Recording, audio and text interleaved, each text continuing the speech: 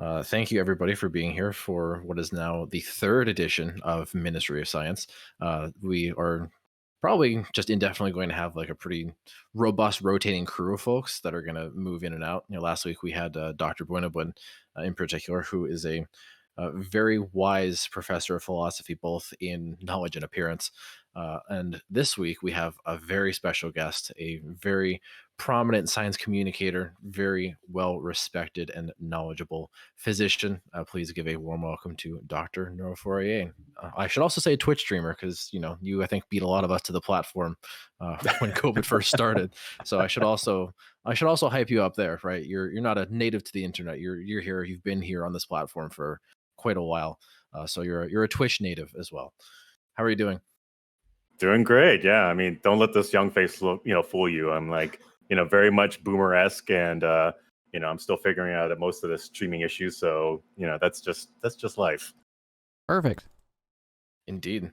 And then for those of you who have been here the past couple of weeks, you will recognize two returning faces. We have Gremloe. I'll let Gremloe kind of plug himself, and then Professor Q afterwards. So Gremloe, go ahead and reintroduce yourself for all of the lovely folks at home.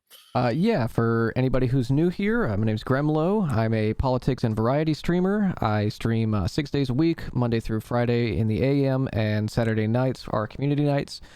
We focus mostly on current events, culture, social issues. I'm a student in Louisiana in sociology, so that's kind of where my perspective comes from on things. If you're interested in that, stop by sometime. And then Professor Q, go ahead. Yeah, so I go by Professor Q on Twitch, but I'm Professor Connor in real life. I'm a visiting assistant professor at University of Missouri, Columbia. And I teach a lot of courses and I write stuff. That's pretty much it. I don't stream yet. The kids keep telling me I need to, but we'll see. One day, maybe. Yeah, you could pull a Professor Melko and maybe stream your office hours. That would be a good way to get your toes wet. Ooh. Yeah, I thought about that. I thought about a lot of things I could do over the pandemic or this next term, but yeah, I need to think about those things. We'll see. Yeah, it certainly requires some thought. So yeah, there's certainly no rush. I think you'll be in academia for long enough to figure things out before it's too late. But with that being said, I think we could probably launch into some discussion.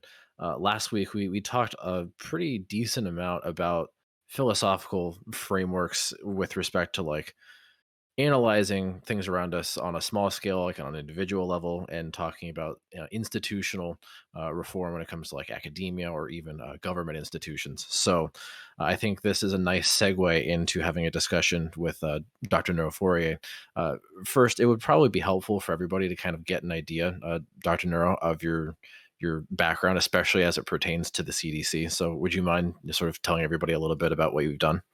Yeah, so let me give like a kind of a brief background of just in general, like where I kind of led me to CDC. Yeah. I've done a lot of work with like government entities and a lot of like non-government organizations, specifically Doctors Without Borders. My first foray really was actually with DoD, Department of Defense for folks. I need to stop doing acronyms. But the idea behind it was like, a lot of the work we had done, kind of transitioned to a lot more of the global health security work, and finishing med school and doing that stuff, I transitioned over to a lot of work in obviously infectious disease and humanitarian crisis settings. So Ebola was kind of my real first foray into it, and I worked with a lot of agencies like the U.S. Agency for International Development, USAID, and also with CDC and different groups in kind of implementing during the Ebola outbreak in Western Africa during that time, with the Zaire strain. So that was kind of my first foray into kind of like really integrating a lot of work. Since then, I've kind of transitioned over to a lot of HIV/AIDS work within what we call the PEPFAR program, which is one of the big hallmark global health programs in the world to focus on HIV/AIDS and curbing transmission, and also ensuring that we get everyone to a 90-90-90 target, which is 90 people like on prophylaxis, 90% of testing, and also all their stuff.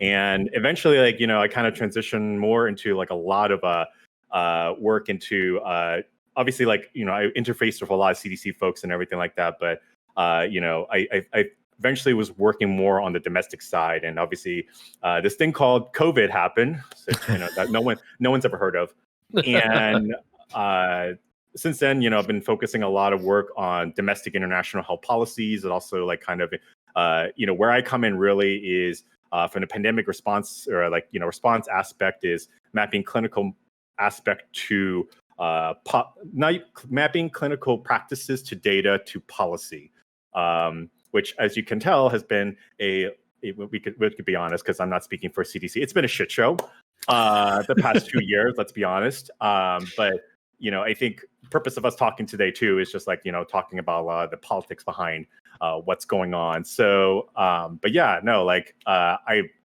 don't take any offense either way. If you have honest opinions about CDC in general, I don't. It's not like I created the CDC. We can credit that with malaria for that. But like, I think that really, like, there's a lot of criticisms that we have as public health scientists and all this other stuff, as physicians, as scientists, as social workers, and even politicians as well, from a lot of the implementation aspects. So I deal with a lot of communication with the Senate and Hill staff. I typically defend a lot of budgets, and typically work with a lot of folks on defending whether if we need to continue doing CD4 monitoring for patients of HIV in a cohesive manner, like, or integrating new treatment options that might be cheaper. Like in the end, the money speaks higher than the science itself at times, if we're going to be honest. But that is my quick little spiel. Wow. I mean, I feel like I've like absorbed your entire CV. Like you're a very accomplished physician. I charge by the word, by the way, for that. Well, chat, if you heard that, he charges by the word. So you better start subscribing so we can keep this segment going. I already squeezed my chat of everything they've got today, so I don't think you'll get anything from mine. Yeah, well, we'll have to crowdfund with our respective chats. We'll get back to you. Drop some money in your Venmo. Yeah. But wow, I mean, I think you kind of really hit it on the head when you said a lot of our discussion is probably going to be around the political aspects, especially as it pertains to the CDC. I think our first episode, we talked a lot about the guideline change heard around the world with the isolation quarantine guideline change and the 5-day spiel. And I think we've litigated a decent amount of the actual science as it comes to the rapid tests and everything. So I guess maybe like my first question to you is, who is like making these decisions? Like, it kind of feels like some non-scientific entity is almost like puppeteering them around, in my personal opinion. Like, it doesn't feel like my CDC, it feels like something entirely different. It's a great question. I get that constantly. And I mean, part of the trickiness aspect, and this is where a lot of people don't see, is the health policy development work. It is based on some data, like we have seen, obviously, and you can obviously seen some of the published data as well with regards to some of the quarantine and isolation stuff with, like, prior to 5 days. But that being said, what it conflicts with as well is from a public health standpoint. Hi, my cat. And in terms of like that, one of the many things that we what you see a lot of conflicts inside the CDC as well is, like how much of a trade-off are we willing to make for the sake of a policy implementation that makes sense from a public health standpoint, and also from the individual and business standpoint. And, one of the things that I will say that, coming into CDC and also being familiar with a lot of the intricacies like of working inside CDC is, it is a very antiquated agency that has, failed many times to be modernized and address some of the core bureaucratic inefficiencies. You can literally look at the Office of Inspector General reports. It's all laid out there. Almost every year, it's always an address point about like how we need to be much better about integrating our responses across all of the health and human services agencies. And that has not changed. It has not changed before. It's been an issue before Trump came in. What we saw really in a lot of aspect was kind of the pandemic literally just pulled CDC's pants down and we have not gotten our pants back yet. Can we unpack that a little bit for the? So I did a summer fellowship at CDC, and I was in this weird lab that was highly marginalized. Yet everyone was like, "What the hell do they do in there?" Yeah. And it was a qualitative research lab where we were basically testing the survey instruments and asking people how they were interpreting how a question gets asked. So like I was working on an opioid questionnaire, but so when you say like the CDC's pretty antiquated, like can you go into some of that? I just want part of this is because I'm interested to see if your experiences matches mine. One of the biggest things that I look at from an antiquated perspective from an agency operation is information and data silos. And what I mean specifically on that one is, I'm gonna take my cat down first. Is more just like a lot of work is very much siloed in its own little compartment. And in terms of like how does it play into the bigger factor of overall like implementation in actual like aspects of like mapping across to policy is very weak. And so when you have labs like yours that you just worked in, what we end up finding, and one of the many big inefficiencies that we saw that with the OIG report is that we see a lot of these projects happening in CDC. And whether if we needed to reorganize or whether if we needed to reshape or we need to address where there were stop gaps or if there was issues in terms of like, do we need a enterprise system to make sure that, all of the different divisions and, at offices speak to each other. That has yet to be addressed, really. And what I think what you demonstrated successfully there is the fact that that lab, despite all of its work, and it's not the one, it's one of many, by the way. We see that a lot.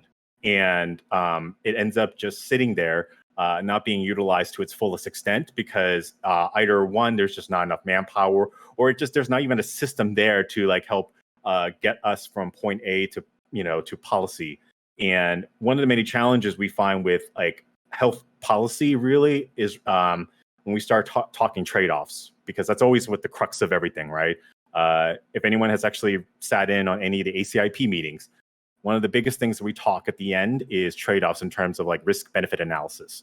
That is literally the bread and butter of most CDC policy development. And I think one of the many things we don't like to do is like talk about this openly because it infers the fact to the main public that, obviously like we have to make trade-offs and that there are certain people that might get left out. And I think this is the main challenge about it, and also like lack of knowledge of how policy is developed, but it's also the reality behind how we do a lot of the policy implementation work as well. And so in terms of more getting back to the more antiquated aspect, again, like modernization, like, our IT infrastructure in there is, there are still people who are like operating off of like, what was like that one? Yeah, Mitch, I want to ask it was you like about some old version of Stata. like and motive they stuff, but I refused don't to want like to come off as transition like over too to a new hardline system. left. And like any export stat was just like, it was like we had to go through a secondary process to process it, and there was no like data dictionary, there was like nothing. And and a lot of the stuff, even like budgetary wise, it was very incohesive, very hard to manage across the board. Even HIV/AIDS is like one of the big PEPFAR program again. Like they just went through another audit as well, and like one of the biggest inefficiencies is the fact that we have no consistency across the board. It makes for tons of inefficiencies, and I'll tell you right now too, one of the biggest experience I think of as a hallmark example of the inefficiencies is that even drawing up a memo up to the director. Yeah, he's like alluding to profit motive stuff, but if it's not on a like certain taking format, the long way around. You have to go back and redraft the whole thing again. There's people who are just so old school in there that they said like, this is not the official letterhead, and I'm like, it doesn't have to be. I was like, I'm literally telling a national critics health security issue here. The letterhead does not fucking matter. Excuse my language, but you're fine. Don't worry. But the thing is that that's the type of environment that CDC has the culture has really fostered, and kind of like they won't let go, because it's very much ivory tower. Like, we've done this for a long time. We know how it's done. And then then you have me and a couple of people who come in and we're like, this is a novel pandemic. Those old rules and old processes might not be amenable or agile enough to address these. And what you're seeing right now, a lot of times right now, and it's starting to collapse somewhat in and of itself, is a lot of these policies and a lot of the way that we're working to communicate them are not there. And I can tell you also too, like the public relations and the folks who do a lot of the communication reports and stuff like that, they get everything very last minute. They don't have much time. They literally get everything from us the morning of, and we're like 2 p.m. You need to have this published and cleared by everyone. So that tracks with what I saw there. It was, it was very conservative in all the wrong ways, and even like my friend who I'm not going to say what she does, but she does some work on a particular data set, and she was only allowed to do very base level statistics and nothing that was very meaningful, because their view of science is it's so skewed towards the conservative that there's no real progress that ever gets made there. Yeah.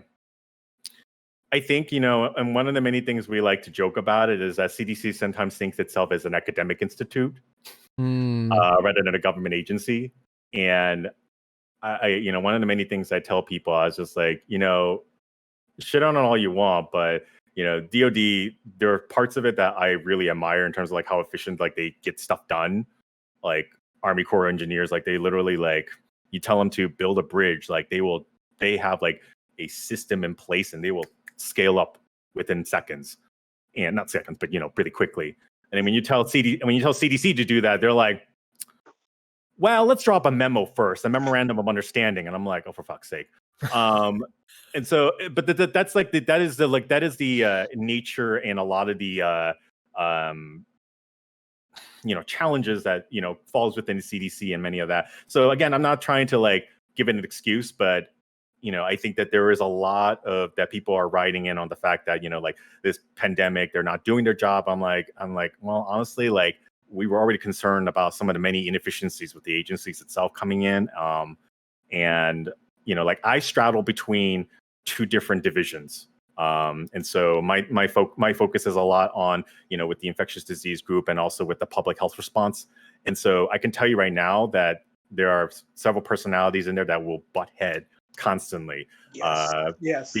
And so literally going into a meeting is like going into a room with two feral cats with blindfold. And you're like, okay, well, how do I manage expectations and how do I make sure that we come out unscathed? And you don't. You kind of come out with several bruises, and then you're like, I don't know where that came from. I wasn't even in the room. It's all that stuff. But a lot of people defending their fiefdoms. Yes. And that still stays. I don't think it has changed. And that culture, unfortunately, will stay for quite some time. And we saw some senior leaders leave CDC during the beginning, the first few months of the pandemic. I don't know if you guys remember that news cycle. Forever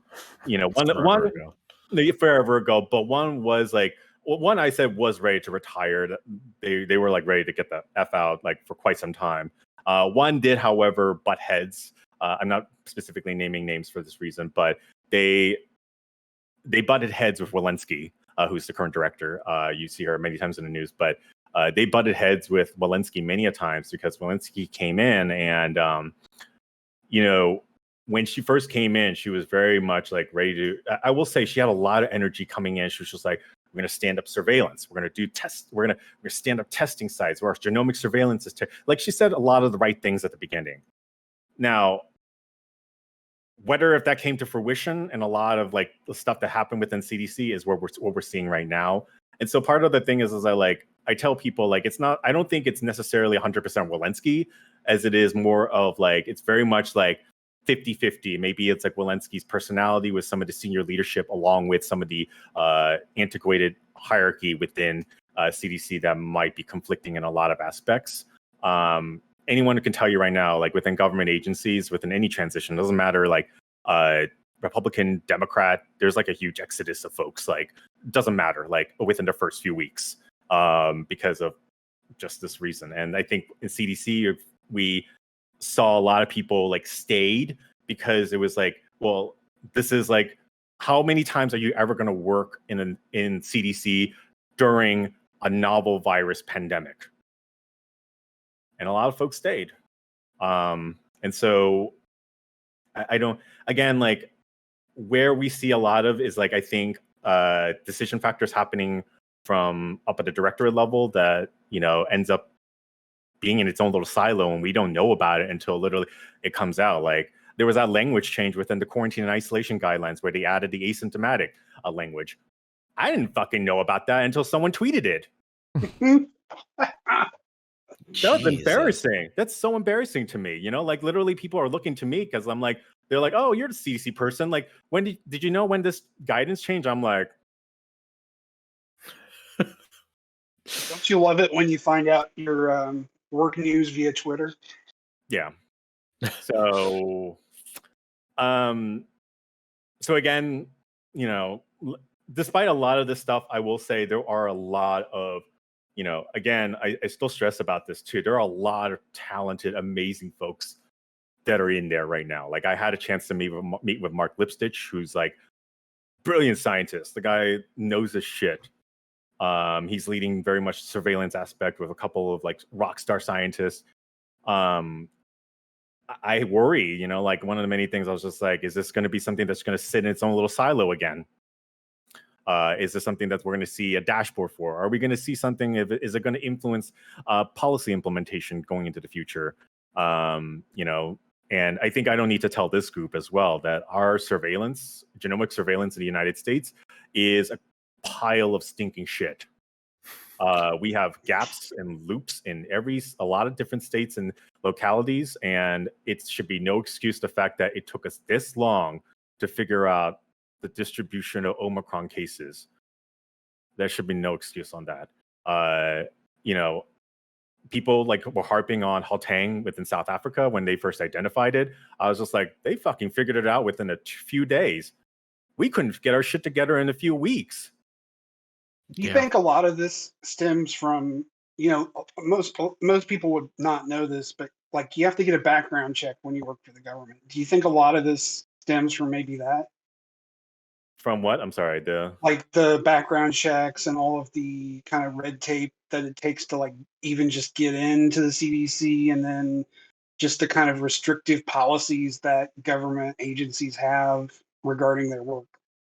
Part of it could be that, and also it's a lot of we don't have a, like, despite CDC being the primary agency, like states don't talk well with CDC. Some of them don't, and some of them don't even talk well with each other too. And we tend to find that results in a lot of lag in data, and sometimes like even lag in like gaps in data, because some of them refuse to do proper mapping from their health system data to, or the surveillance data to ours, and it makes for extra weeks of work because that takes, we don't want to automate that. We want to make sure that there are people who are literally reading this data as well. So again, there's a lot that can be improved upon in terms of like the data silos and kind of the sharing aspect.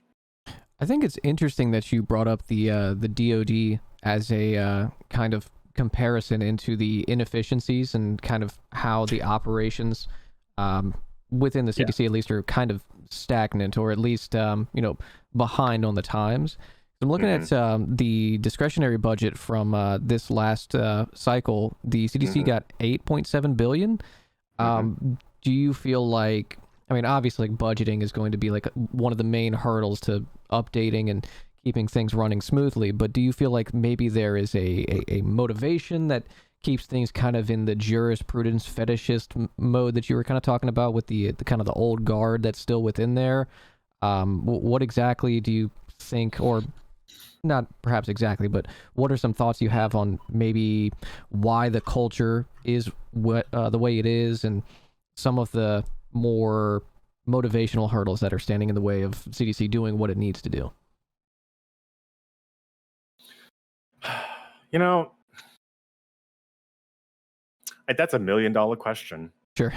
That's $1 million question. I know. I mean, like the reason why is just like, I will say that one of the many challenges we've noted within CDC is like the more so than ever. Like I feel one of the many things we benefit from the other agencies is that they usually are pretty similar, but CDC, I feel like it exchanges hands with some of the most dynamically different groups. You can have someone who is a physician, someone who is a public health scientist, someone who is policy strategy, like savvy person, like And international too. and international as well. And you run, and I think that's one of the biggest cruxes that you run into these personalities despite that. And with this discretionary budget with CDC, like I think that it's still not enough. I hate to say it, but like I think given the fact that we looked at very much a 5 to 10 year plan when we first drew up the plan for Biden, amongst other things, when we first started talking, and I think the problem is that, and I think for folks who are familiar with terms of like government budgetary processes, like like when we do like defense of our budget and everything, we have to defend it 2 years out or 3 years out. And then that gets into that problem when you start talking about health aspects, and especially a novel pandemic.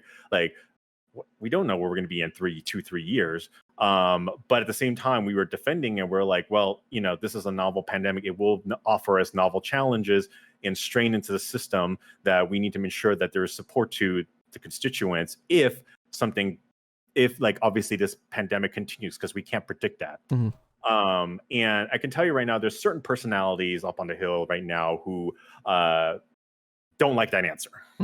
Like they actually will throw a hissy fit over it, and they will tell us to draw up projections one way or another.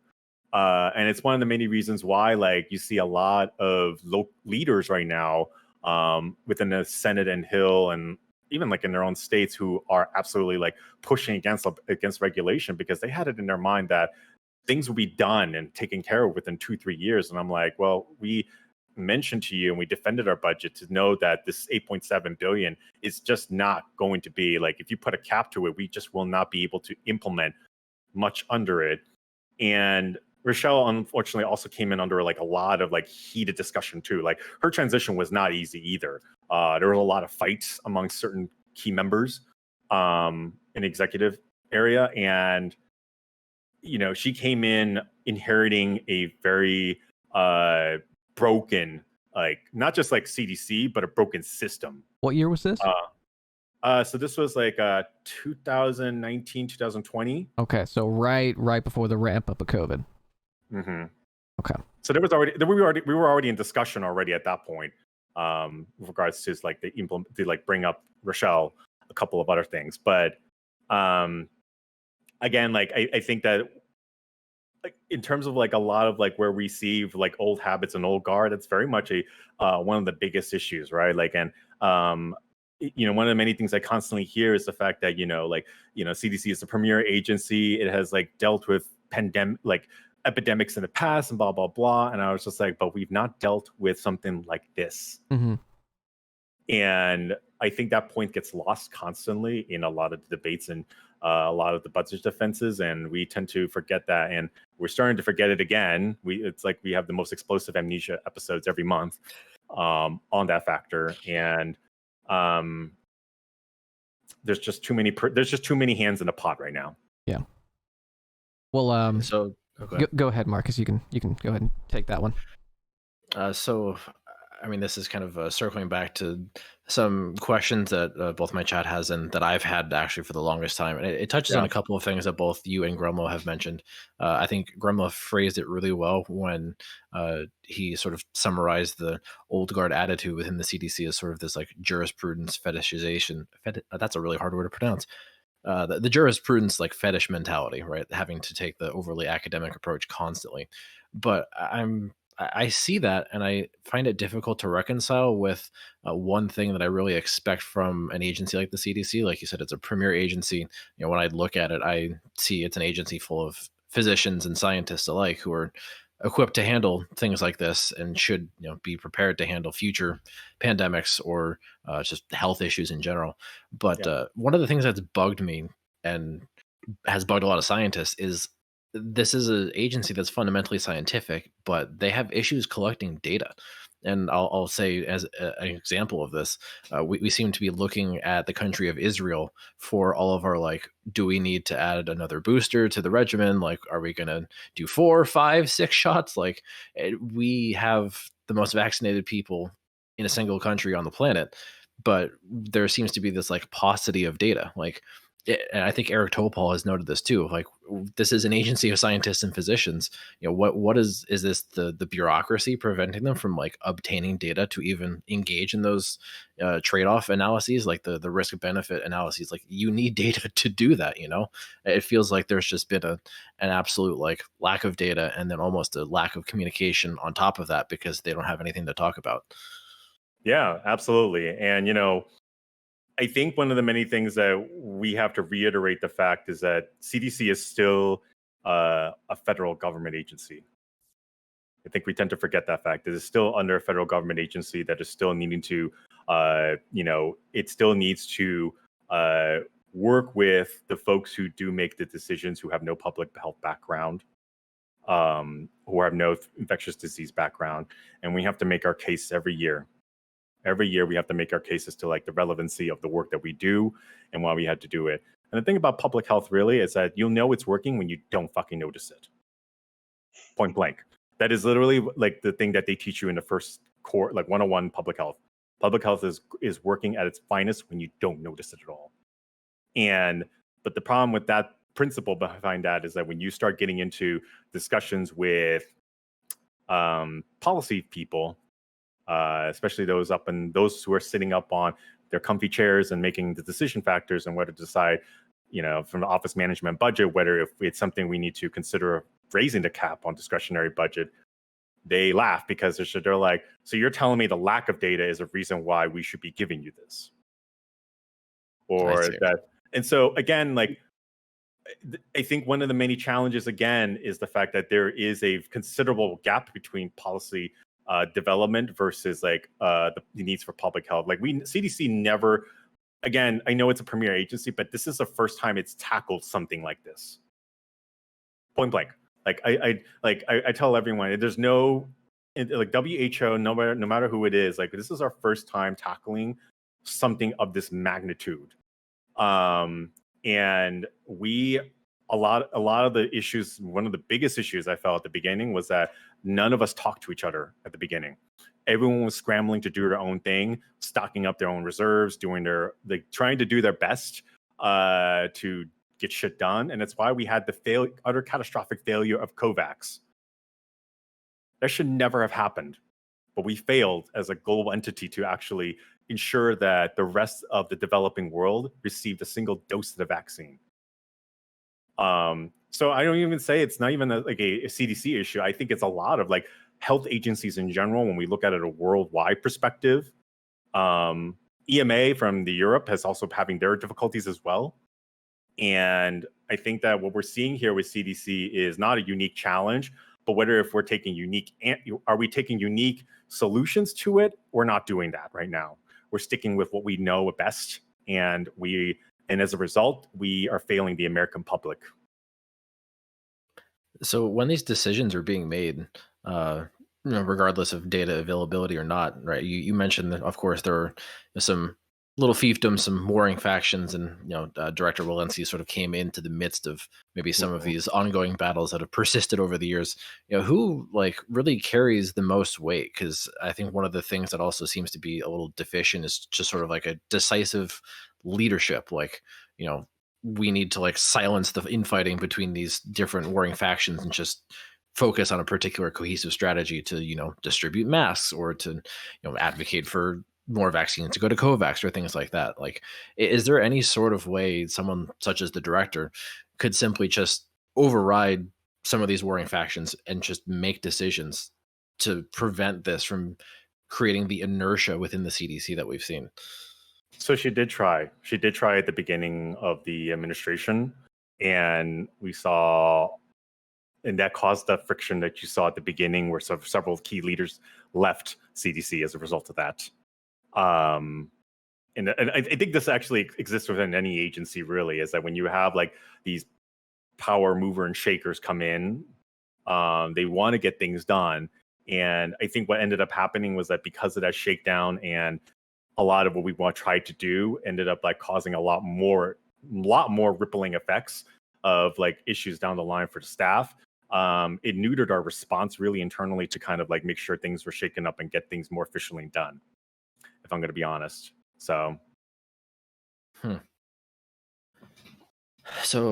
this is a question I have just been like kind of dying to ask you in general, and I think this dovetails in everything you've said. If you woke up tomorrow, right, if Dr. Neuro was named director of the CDC tomorrow, like what are the first things you'd do? Quit. I don't want that fucking job. That's a great question. I don't know. I actually do not know, because I think if I'm going to be honest, I think that it needs to be completely restructured from the ground up. We need to rethink divisions all over again. I think pandemic response needs its own freaking subdivision within there. It is spread across multiple divisions in terms of like different aspects, and that's not efficient. It needs to be all cohesively under one directorate, and it needs to be much more focused on domestic response, and then one for OCONUS response, or out, across the continental U.S. for response for that. And there needs to be better collaboration with that. And I think that's going to be that would be my first priority, really. But I will tell you right now that if I were to do something like that, it would severely cut off a limb several times for CDC to get things done. And there's a lot of fear right now, like whether if we decide to do something that this drastic move, that it would impede a lot of the work that we're doing right now, because there's like moving and shaking it in there. So it's like trying to like rebuild your house in the middle of a hurricane. You don't want to do that, but like even if your house is falling apart and you know that you need to get these things done, it's hard to do that. Yeah, and that's a very salient point. Yeah, hopefully there will be exactly, like, it makes me, I guess, hope for a future where things are more stable to sort of start engaging in some of those reforms, and maybe better centralize a lot of what goes on at the CDC in a, I guess, more like top down fashion, to where everything is just a very streamlined, efficient process. One additional question that I have, and I think might be a two-parter, because some folks in chat are of the opinion that so long as CDC sort of exists under DHS, that it's, I guess, not as empowered as it could be, and that it might be subject to more political intervention. I think that's something that has also happened throughout the pandemic. We've had like the White House and more of the executive branch sort of try and implement narratives to come out of the CDC's mouth that might not necessarily be reflective of the actual science of the data or what they want to advocate for in their eyes. So I guess question one is, with the current structure of, CDC under DHS, do you think that's viable moving forward? And then two, just in your experience, how much like political intervention from, the Senate, the White House, has there really been? Like, you don't have to be incredibly specific, but like, has it been very like severe? Like, has it like kneecapped the CDC in a lot of respects, or not so much? So first question with regards to DHS, DHS is just such a special, and I say that with the biggest parentheses in God's existence, agency, because it just does not know what the fuck to do sometimes. And it just decides to pull out these statutes, like, and like whatever it might be, to kind of like stem off a lot of our responses. And we've made strides, I will say that much right now. And again, for everyone in chat, like, I am not like a person that's here to like tell you CDC is wonderful and everything is rosy and beautiful. Like, that's not true. Like, there's a lot of problems and in here, but I will say that CDC has made a lot of attempts to reconfigure a lot of our framing and our memorandum of understanding between DHS and how it operates with us as CDC. But unfortunately, a lot of, again, you see a lot of the old guard that's still there from even the Trump administration, and even some of the remnants in CDC are still kind of like driving a lot of factors. And what we ended up seeing was a very clumsy interlocutor kind of response between the two. And what you saw is essentially like the mess up between the two. Should it be separated? Absolutely. I think there's a lot that we need to be separating out from the CDC, especially during times of pandemic. I think that we need to reframe a lot of like CDC's jurisdiction and a lot of the way that it works, because it's still operating under the fact that it's a normal agency. But under a pandemic, I think that CDC needs to very much exercise a lot more different in terms of like what it can develop, what it can implement, and what it can have executive push for as well. But until then, we're operating off of like the same playground rules that we have before this pandemic ever hit. And what was the final question? Sorry, I know that there was a final end. Yeah, I mean, the second half of that was just generally, has there been a lot of political interference in CDC efforts? And I think this probably will span the duration of the pandemic. So obviously, although this actually might be a question with an unexpected answer, because I would argue, at least across both Trump and Biden administrations in different capacities and in different ways, I would say there has been an undue amount of political interference in their ability to function as an agency. So I guess maybe in your view, like, is there any particular administration that's been worse, or are they just bad in their own special ways? What do you think? So Trump was very much an abuse by neglect. Biden is very much Biden is just like it's like taking a kid to a toy store and showing him all the pretty toys, and they can't make up the damn mind. And the store is about to close, and you're like, Timmy, I've got to pick a toy, and then you get locked in with them.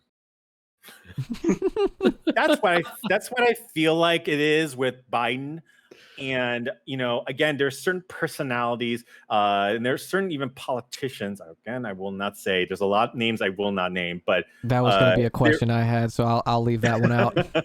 Yeah, I can't list specific names outside of CDC, or even not many in CDC aside of the public ones. But there are 3 to 4 people, I'll say right now, who really do not like CDC and will have gained a lot of traction within the Hill and Senate to really make sure that it's cut off at the knees. And it's also kind of a political ploy too, because it's very much demonstrating that the Biden administration is not able to combat this pandemic, one amongst many other things. And yeah, so I will say very much 100% yes. There is interference from a lot of different sides. And again, the theme of everything is just that there's too many hands in that damn honeypot. Well, to kind of go off of Homozygoat's question, we, in the first kind of gathering of this show, podcast, whatever you want to call it, had a discussion on the apoliticalization of the scientific community. Do you feel like within the CDC that you kind of see that as well, where we don't really take sides, we're just here for the science? But do you think that if you do see that, do you think it's necessary? Do you think that because of like political actors within this space, that being unapologetically political, because science does tend to lean, one way, do you think that that's something that needs to be combated within the culture of the space, or is it like a policy decision that needs to be made? It's a culture and a policy. It's a whole culture and policy thing that we need to get rid of, right? I mean, this pandemic has demonstrated the fact that public health is a very political issue, point blank. Mm-hmm. And there is very much resistance against it, because a lot of scientists will say, well, the data is apolitical and that the findings are apolitical. I'm like, that's nice, but the implementation and the policy are not apolitical. Mm-hmm. And it's a reminder that I have to always bring forth whenever we have these discussions. And not every scientist is a policymaker. That's the point factor. And I think CDC suffers from that. Again, like the whole identity of it being an academic institute, or whether if it's a government agency. And how we need to reconcile that is going to be the key factor to ensuring its longevity, is whether if we can truly ensure that it can remain as a bipartisan agency, which, let's be honest, bipartisan is very much a no word these days. But like, again, like getting it to a point where it can officially do its work, it's very hard. It's very difficult in this climate. And until we have a full understanding from everyone that public health, and I mentioned public health specifically, is not, it is political, we're not going to get much out of this.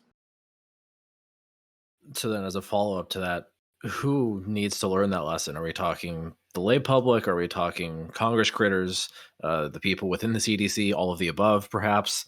I think like Everyone. what No, I'm not even kidding when I say it's everyone, right? Because Gremloe and everyone, like I know that folks, and I'm not a poli-sci or a person, I don't get into the nitty-gritty of the politics aspect of it. However, I know I have done enough work with the legislative groups and enough work in the policy to understand that it's just not possible to disentangle that.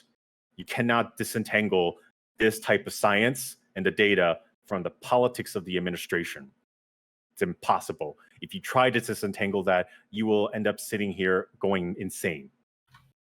Point blank. And the thing is that like this is something that we need to ensure that the people know, to understand that there's a lot more that comes into play when we start developing these guidelines, when we develop these policies, that there is politics in play. And that also from the agency itself, we need everyone to understand that, again, how we do research and how we implement data and all this other stuff and policies is motivated and driven to some extent by the political stance of everyone and the key players. And again, like from the executive branch, like we need to have their buyback, because we need them to ensure that they can come down and say there is enforcement from above as well to provide support. But the top down and bottom up approach doesn't exist as it currently stands. And we had kind of a discussion on this last week about how does academia and the science, the body of scientific research, play a role within legislation and policy making? Does there need to be a separate division of government that is constructed of academics and scientists and people who are experts on this? Or does the CDC take on that role and become more involved in the political process? I don't know what the answer is, where the solution lies, but we certainly see it within media, because we have figures, public intellectuals now. Everyone knows now. 2 years ago, no one knew who Anthony Fauci was. Now it's a household name.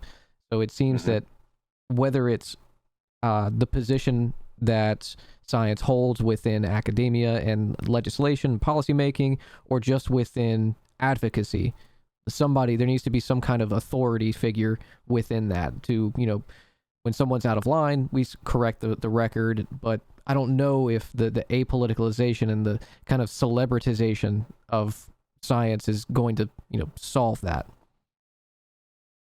Yeah, and I honestly don't know the answer to that either. I'm going to be frank with you. I think having CDC make all the decisions is the wrong idea. I think that they should have a little bit more say, and they should grow a little bit more balls, to say the least. And then in terms of like the House and Senate and like the Hill staffers and folks like that, like I don't know whether creating another subcommittee for a little. I mean, we have like a subcommittee for science and all of that affairs, but majority of the folks who staff that are not exactly scientists either. And it's not logical to think that like, okay, well, do we mandate scientists hold these positions or anything like that?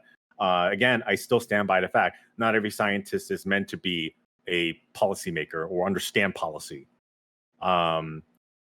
There's so many scientists, and as you can even see right now within Twitter discourse, a lot of scientists have some very strong opinions on certain things that they really shouldn't be talking about, and saying that, well, why can't we do this?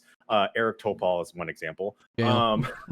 And I think it unfortunately underlies a lot more of a complex like institutional issue with how we operate as a government, and how we operate in terms of like ensuring legislative bodies like work together and work with outside entities like CDC.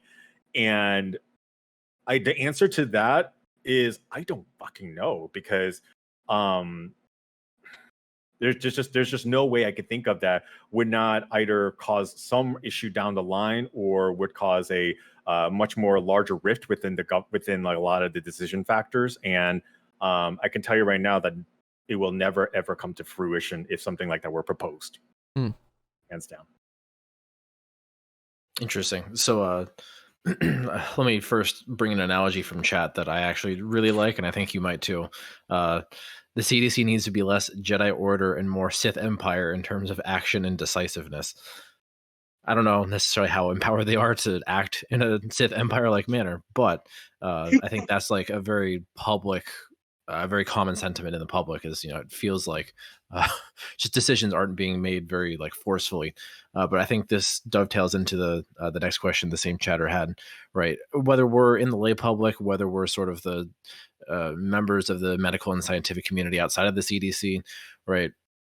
We're sort of told that we have scientific representation in government now that I think the OSTP has been elevated to a cabinet level position in the Biden administration. One Eric Lander was nominated to that position, and it feels like he's just done nothing but make people angry per a Politico article. So we feel like we're almost like, even though we technically have quote unquote representation, that he's just kind of absent. So a lot of the changes that you've put forward into how things need to function better, right? In terms of the discretionary budget and functioning within the CDC, like what do we do to advocate or apply pressure for these changes to occur? Like, I think there's almost like a helplessness growing in the scientific and medical communities where we feel like, we want to do something, we want to speak out. And I think that might drive some people on Twitter to, get on their blue checkmark account and say things that might not necessarily reflect reality. But ultimately, I think it comes from a good place for the most part of wanting to help, wanting to affect some of this change. So what can we do? Like, what would you recommend folks like us do? Get familiar with the policy, how we develop policies. I can't tell you how many scientists I've talked to who have no idea how a bill comes to be, or who the key players are, who decides what subcommittee. This is, again, we always talk about the fact that there needs to be more science literacy. I'm like, the scientists need to have more policy literacy, policy and budgetary literacy. Because I can tell you right now, 90% of them don't fucking know what the fuck any of that is. So that kind of leads into something that I saw at CDC, which was that they didn't know how to communicate to the general public.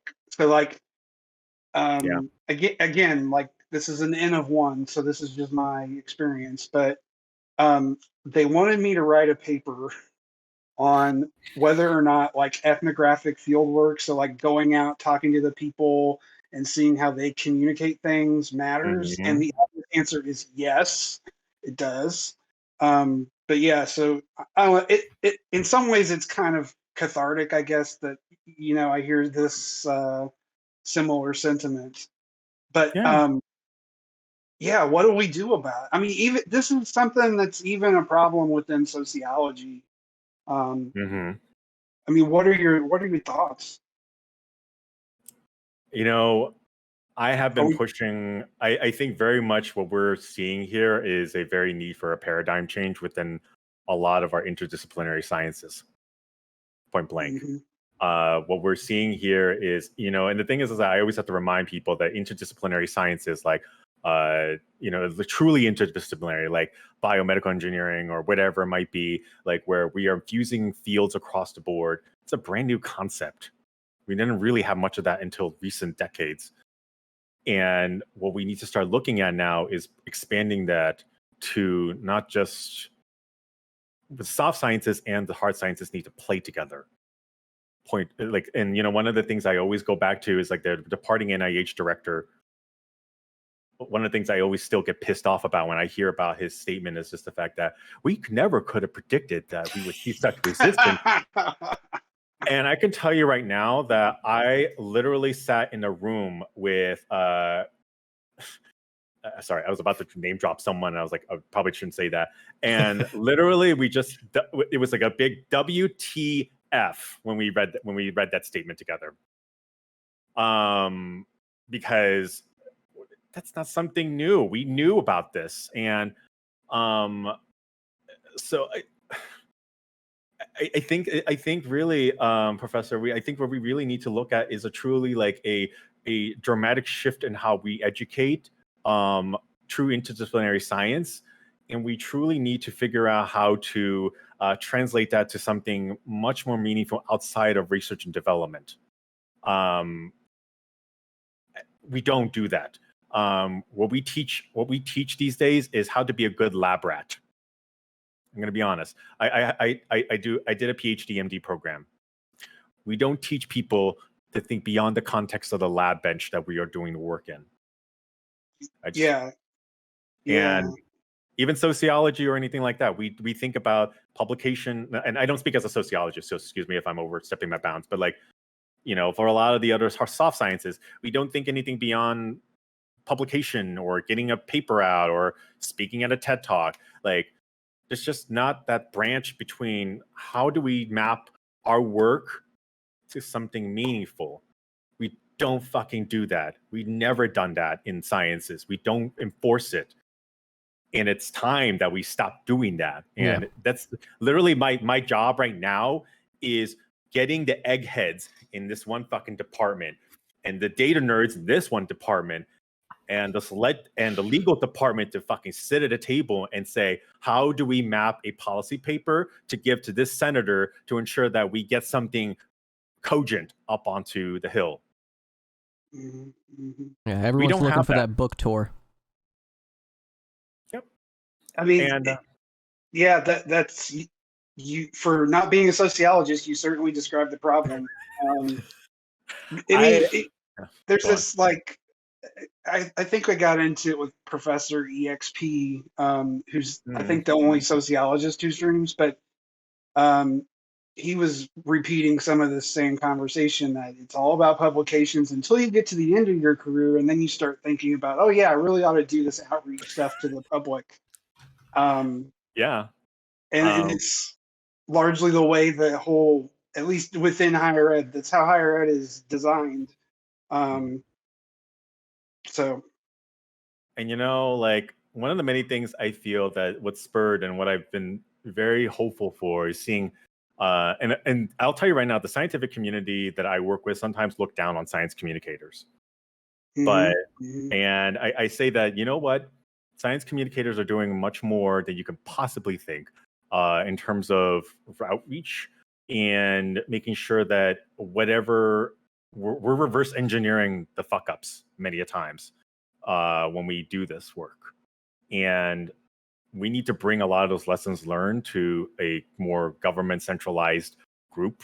But whether if that happens or not in my lifetime, I'll probably retire, and I guarantee you that it won't change. That's the reality behind it. I don't want to like put a damper on the situation on that, but that's the reality. But I'll tell you right now, one of the key highlights of this pandemic is that I got introduced to some fabulous anthropologists and medical sociologists who came out of the woodworks, and they were like, we've been talking about this for 50 fucking years. What do you mean you don't know what this is? And I'm like, I'm sitting down, shutting up and listening. I'm the only one sitting, I feel like I am. And I'll say this right now too, within the physicians groups, like a lot of the doctors, not all of them are geared out to talk about anything beyond individual care. That's the truth of it. We see a lot of that within Twitter, a lot of the doctors who would be like, well, individual care, we should think about this. And I'm like, but that doesn't scale into a public health response. That doesn't scale to like a equitable response for everyone. And but also on the other side of the equation, you mentioned like the science literacy and the need for that. Like, when I'm up there teaching, I'm talking about all kinds of politically charged issues like the Mhm. dreaded critical race theory. Mhm. And, I show them the data and say, yeah, this is what we're talking about. See how, people are making less, they have worse Yeah. health outcomes, et cetera. And they're like, but I don't believe that. I mean, you can show people the data all day long, but if they're not willing to accept it, Mhm. then Yeah. I mean, it underlies a lot more, lot more complex sociological, like, approach that we have not really even broached on, right? I don't think we have. Like, I don't think we've done any much work in terms of like really addressing that challenge. It's why we still have what was the last time? 37% a boosted population with the United States, 70 something percent people fully vaccinated, quote unquote. But then you look at the 30% and it's like highly concentrated in several geographic areas. Like equity needs to be back in the forefront of a lot of our discussions, but we don't want to talk about that. mhm. A lot of the discussions you see, it's just like, get vaccinated. What do you mean? Singing nurses on TikTok didn't solve that? Yeah, Olivia Rodrigo got me my booster. Fuck my life. Fuck my life on that. Yeah, no, and this is this is not my commentary on CDC. I'm commenting on the culture of academia, policy, and the interface between it. We have nothing, and it's showing right now. Like we're basically doing little of it, and it's just me and maybe a handful of people who are in the government who are doing this job right now. It's why I've taken 60 years off my life on this job. So, I mean, like, do we need a change of government to like have people in charge that value that kind of work more? Like, is that the threshold at which things get better? Change of government's not going to fix the actual core issue within the population. I think So- but I mean, it might be a change of government / a paradigm change within the people. I don't know. I mean, sorry, continue your question. Sorry. Well, I was just going to go ahead. dovetail off of that because we were kind of like talking lightly about it in my chat while you were talking.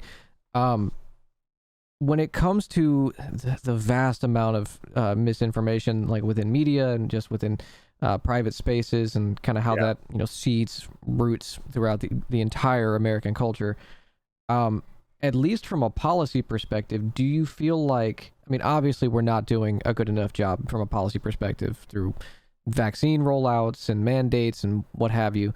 Do you feel like, kind of playing off of Marcus's question, if a government seems unwilling to take the reins and actually do the damn thing, do you feel like a more, and I'm going to use this with a lowercase a, authoritarian approach to public health is a better solution? So instead of saying, well, we want you to get vaccinated, do you feel like, I mean, Quebec just did a, they didn't call it a tax, they called it a public health contribution, where if you weren't vaxxed, you were going to get, a fee, and like $100 depending on your income level, blah, blah, blah. I mean, within certain circles, that's an authoritarian approach. You're, financially, costing someone for not engaging in public health. That could be their decision. Do you maybe sympathize with the idea of a more hardline approach on public health? This is a very great question. This is such a great question because I get this a lot when we have policy discussions, is that like public health in its essence focuses much more on the positive reinforcement aspects of it, really. That's like, again, like the idea behind it is that like, positive reinforcement really gets people engaged, like showing like, hey, if you get vaccinated, you could do this. If you're vaccinated, you can do all these activities and you'll get, money, incentives and things like that. But then as soon as you start sidestepping that towards like the more A aspect, and then you get into mandates and things like that, it gets tricky because it becomes a very slippery slope of like how much of an authoritarian, because it's very easy to slip. And how much of a pressure do you want to put your foot down on? Because not all states are the same. Not all leaders are the same. And what you end up seeing is that you'll see resistance if you push too hard across that. And you can obviously see evidence by a lot of the stuff with like businesses and even that one state, for example, I can't remember which state, where they said that they're going to impose a, if you don't get vaccinated, your insurance premium will go up. And there was a lot of flack from that within the public health group, because it was just like, how is that actually ensuring that those groups are, one, we're giving them the decision to do it, and that we're ensuring that there is future decisions that are going to be driven by public health. We're forcing their hand. But at the same time, it's just like we need to get to a point where we have enough people vaccinated. It's a tough problem because I don't know, there's no right pedal to in terms of the authoritarian aspect for public health, because geographically we are the most complex fucking nation in policy aspects ever, point blank. Even much more, I feel much more complex compared to Europe. Mm-hmm. And because of that, it makes for it. That's why like health policies that are developed are never one size fit all, because it's just literally Florida and Texas are doing their own thing. You know, they're just like literally they'll see these federal mandates and say, it's cute. It's funny that you mentioned Florida, because a friend of mine who's watching the stream just texted me and said, talk about your Florida annexation plan. I don't... I've already got the saw, so I'm going to start cutting it later tonight, and we'll see how long that goes. Well, it involves a wall and mounted vaccine turrets. I don't know if that's like feasible, but we can talk about it later. I want to operate one of those turrets, please. Well, sign me up. In seriousness, though, do you feel like, okay, so especially within America, even something like a universal healthcare system to some segments of the population is authoritarian, soft A, hard A, whatever. But looking back at the start of the pandemic, do you feel like our preparedness to not buckle under the pressure of a pandemic might have been lessened, or would we be more prepared had we had that system in place? Because instead of there being a, this size fits this state, this size fits this state, instead of doing a one size fits all approach, what's your take on that? I don't think we would have been prepared anyway, one way or another. I think, and this is the honest truth, I'm going to be honest in many aspects, is that we came in this pandemic came at the worst time possible, when our country was the most divided. Mm. And this is a byproduct of crossing the streams between the two. And I don't know if it would have changed anything if we had a pandemic playbook or not. I'm going to be honest. A lot of people tell me like, well, we had a playbook and it got destroyed by the Trump. And then if we had it, I'm like, that would not have accounted for this divisive country. Point blank. I say that a lot, by the way. So it's just, I just don't think the reality of the situation would have yielded in a way that everyone thinks. And the thing is, here's the thing again, it's a novel pandemic. It's something we've never, ever seen before. We've never encountered anything of this magnitude or transmissibility. And keep in mind too, like the whole discussion of variants is like a key evidence fact of like how we manage things as a nation. We put a fucking travel ban on South Africa when they literally discovered the damn thing. Yeah. And come to find out it was already circulating in other countries beforehand. That took a while. I think it was just recently it was removed. So again, this is not a Democrat or Republican thing. This is a fundamental issue with how we operate as a government within a crisis setting. Maybe you just pointed out something. I've been thinking all along with this chat about this idea of science diplomacy. I know this sounds really fucked up. Maybe it's a fucked up idea, whatever. Mm-hmm. But maybe some of our problems can be resolved by scientists literally taking as much lead as possible, and acting in really strong ways. I don't know. Maybe some kind of like independent organization or something. Well, I'll say this right now. So someone who I look up to highly and is Dr. Peter Hotez. I think many people in chat know this individual. So he worked in the State Department for actually quite some time within the Africa and Middle Eastern, bureaus, and he is a key example of someone who has demonstrated successful science diplomacy and science policy development across the different bureaus, and the way he navigates things, like it's like watching Jesus glide through fucking water. Like you would swear he's magic, and I still think he's magic. Like if he likes my tweet, I nearly like fangirl like crazy.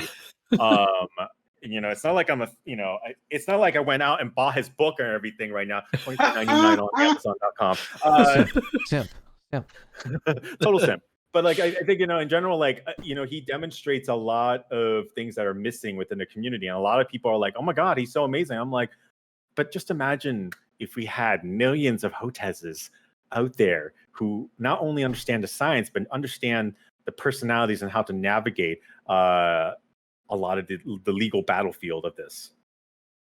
So can I just say one thing? The man's a fucking genius. He got Tito's Vodka to sponsor his research for a new vaccine. That's crazy. And also Tito's is totally gay friendly. They funded a ton of pride events over the years. So like Tito's, if you're listening, we'd love a sponsorship. Please, contact us. Yeah, #1 vodka for the Moscow Mule.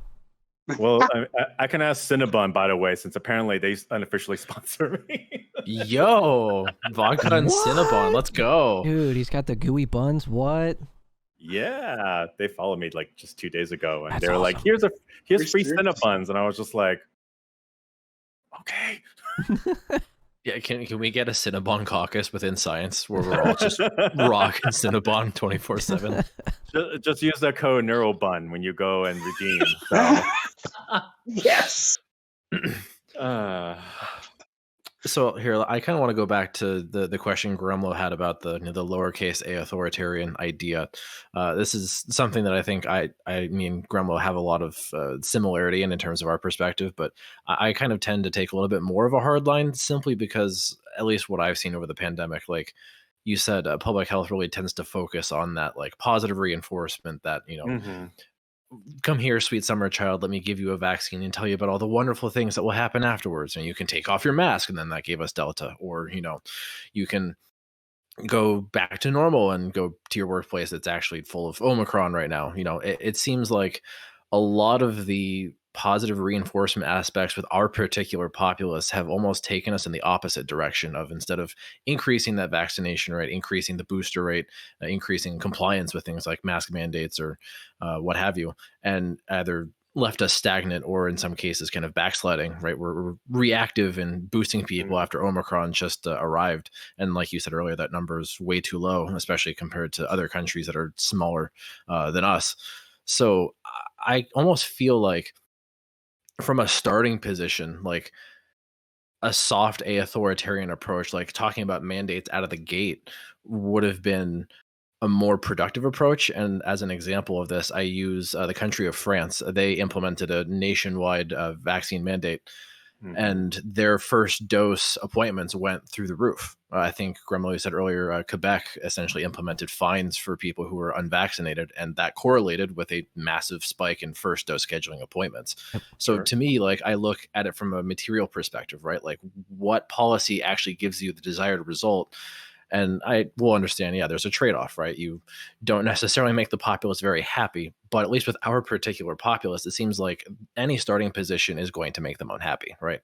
The idea of even getting a vaccine is anathema to 30% of the country because of the pre-existing divisions and rampant misinformation. So, like, Absolutely. I almost feel like authoritarian lowercase policy is the only way to at least get us through our current situation, to get to those endpoints where case counts can finally go down, and then we can start having conversations about endemicity and more normal appearing everyday life. So I guess what are your thoughts on that approach? One, I fucking hate that word endemicity because I don't know why we're talking about endemicity or herd immunity at this point. Not harping at you. I'm just saying. I know. I think that if it's something like that would work, it'd be great. But what we've seen demonstrated here is that we have individual states that will outright like refuse, and then comes the question of how do you enforce that. This is where I'm very ignorant on. I will not claim to have knowledge on, like from I guess from a poli-sci perspective, like if you have something like this come out, how do you enforce it down to the state level and ensure that the state levels comply? And then what do you do for states that do not comply with that? Keeping in mind, next election cycle on top of that. I got a follow up to that actually. So should we let the unvaxxed go like without treatment? Like, what do you think about that? No, I mean the thing is that like we, one of the there was a paper that came out recently where they were saying let's just let Omicron rip through the unvaccinated. Oh, yeah, I saw that. And so like I had a long chat with Ep.3. You probably know who she is, Homozygoat, but she and I were talking, and like I was just like, the problem with that principle like idea is that you essentially give an evolutionary hand or a support to the virus if you were to let something like that happen. You give it an edge. And you have people like the Great Barrington Declaration and folks like that who are just like, they were like, it's just mild, let's just let it rip through the crowd, it's okay, right? Not a big deal. And like meanwhile I've got an ICU with 98% of the beds filled. Yeah. So that's more what I was talking about. Like, if somebody shows up to the ER, like, should we take the person who's having a heart attack over the person who decided not to get a vaccine? Triage situation. Yeah, that's we don't base it upon whether the vaccination. I mean, like if someone comes in, the severity, that's and how quickly we can resolve, whether if we can resolve it in a time, is the whole triage process, and that's how we would operate. It would not matter. Like it's not like we could scan you for the it's not like we're going to do an antibody test right when you walk in and to figure out if you're vaccinated or not, or if you have prior immunity generated or whatever it might be. Like it's just you're a patient that comes in, you're a patient, right? And also like we do have breakthrough infections and all sort of stuff. So in an ideal world, maybe, I don't know. I have no idea. Like, do we impose more taxes on people who are unvaccinated? Do we raise the premiums on those who are unvaccinated? I don't know. There's like a lot of people, and I had a huge argument with like a couple of other doctors on this, whether if it is ethical for us to raise the premiums for those who are not vaccinated. But the thing is that like a lot of us argue, well, what does that solve in the end? Aside from the fact that, again, like, and also keep in mind too that there's a huge group of people who are unvaccinated who are truly not anti-vax. They are hesitant, and it's always something I have to express to people that there are a lot more hesitant people than there are anti-vaxxers. Also, anti-vaxxers. I'm sorry. Go ahead. Oh, no, I'm just saying the anti-vaxxers are just the loudest. Yeah. But please continue. Well, I was just going to add to what you were saying. Also, people tend to overlook the working class individuals who don't have access to the vaccine, who, because of their work, won't give them time off. They don't have transportation. They don't have time within their work schedule because, a day off of work is, that's food for that week. So there is a lot lost on it. Chomsky had an interesting take, a rule utilitarian for my philosophy nerds in the chat perspective on it, that if someone who has the ability to get the vaccine and is only burdened by financial or ease of access, then that person should be immediately provided that by the government. But if someone is going to take a philosophical or political stance to not get the vaccine, that person needs to be pushed out of all aspects of society that, within reason. They should still be taken care of, housing and food and whatnot, but that's on them to get it. This is his perspective. That's on them. That's their problem. I don't know if I necessarily agree with this, but it is for the greater good perspective. Yeah, and try passing that with like state legislators on that factor. Yeah. Like you're never going to get that type of language. Will just like literally they will laugh you out of the room. Yeah. And because that's votes. Those are votes, and that's part of your economy. That's but literally like your constituents. Like that's like and I hate the fact that I'm saying these things, because it's like, again, like, we politicize so much of our public health right now that it is at the whims of, votes and political strategy. And I have no idea. I have no idea how we would approach that. Oftentimes it because I'm in the South. Both me and my wife are currently vaccinated and currently positive with COVID, so we're quarantining at home. So whenever I hear people say, like, we need to excise those people out of society, it kind of harkens back to what I often hear people saying, well, red states are the problem, they're an economic burden, and they're where the most reactionary base of the Republican Party exists, so let's just let them do their thing. They want to secede, let them. But you're leaving out where the majority of not only people of color exist, but also you're leaving out vast swaths of people who are sympathetic to, your cause, whatever it may be, if you're, consider yourself a liberal or a leftist. So that is where I get conflicted on the soft A authoritarian approach. We meme about it, but yeah. Yeah, no, and it's a great point. And, I think drawing it back to an infectious disease standpoint, SARS-CoV-2 does not give a shit what state you're in, or what virus, or what political affiliation you are. We let it rip. We increase the chances of its mutation. We increase the chances of more variants, and increase the probability of more variants of concern from happening. And again, one of my favorite things I love ripping on people on Twitter about is some people who are like, oh, well, this is the genetic path for SARS-CoV-2. It's becoming endemic. It's becoming the flu-like. And I'm like, really? Where's this crystal ball you fucking have? Because I don't know any genetic biologists who know this. Did you know this? And like, we're all laughing, because it's like, no one knows. But that's the uncertainty factor about this. And it's like, again, this whole in between a rock and a hard place we're in, right? Because we want to ensure that those people who are in these red states, and the ones who are Republican Trumpies, or whoever they might be, we want to ensure that they get their care, because in the end, we don't want this virus circulating. We cannot afford for it to have more hosts the way it did. Like, we even, one of the models we looked at the beginning, we were like, oh, if we had vaccinated people at a certain rate homogenously, like worldwide, we would have never seen the appearance of Delta. Like, there was like one model, I have to find that data set, but it was like a very fascinating study, because it was showing that, like, if we had truly addressed all cohorts, all socioeconomic backgrounds, every single group homogenously, so that when you look at that vaccination map, it's not patches of dark blue and dark green, it is evenly spread, how much that would have made a difference in terms of circulating variants from the start and get-go.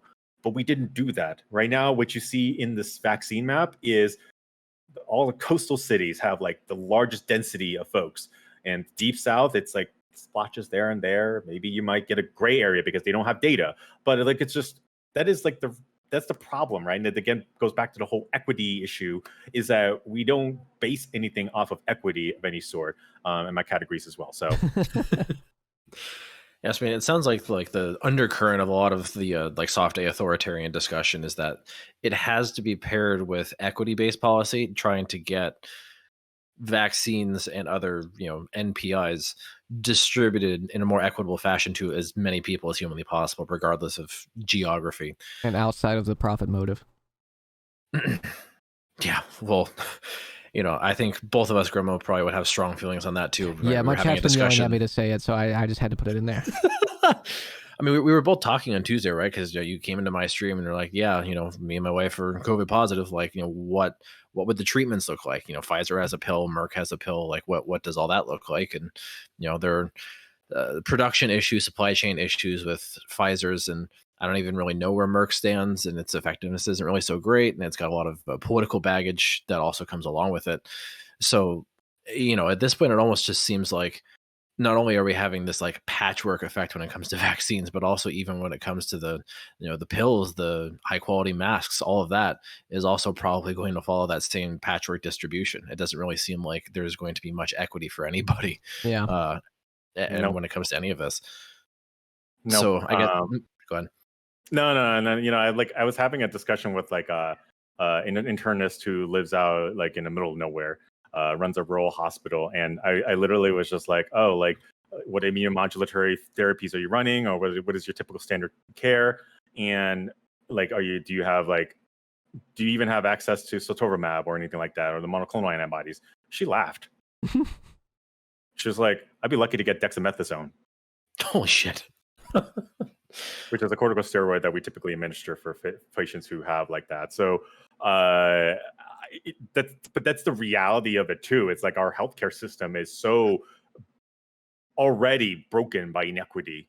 It's so broken, and it's also one of many reasons, driving factors of cost for insurance and everything like that. And like I had a long discussion with one of my other streamer friends as well about this, and like someone asked like, how would you fix the health system? I was like, fucking break it all to pieces and start fresh. we don't have, like, there's nothing we can do right now that's going to make a drastic difference. We're just literally like tacking on little bits and pieces and hoping that it resembles some sort of picture, but it is so entrenched in so much crap that I don't know how we can fix this larger issue. So it's funny that you bring up your story of trying to get a hold of certain prescription drugs, because when Marcus and I were having my fugue state COVID discussion the other night, I was telling him how I went to go pick up stuff for my wife, and we couldn't even get Tylenol PM. Like, the shelves in every pharmacy are rated. I spent an hour and a half trying to get benzoate or whatever her prescription was and couldn't get it. Nothing. Mm-hmm. Our supply chain is, even for meds, the most essential, is broken. I just say that spooked the shit out of me. Like that literally spooked me to death when you said that. Dude, I couldn't get cough drops yesterday. Like, cough drops. Yeah.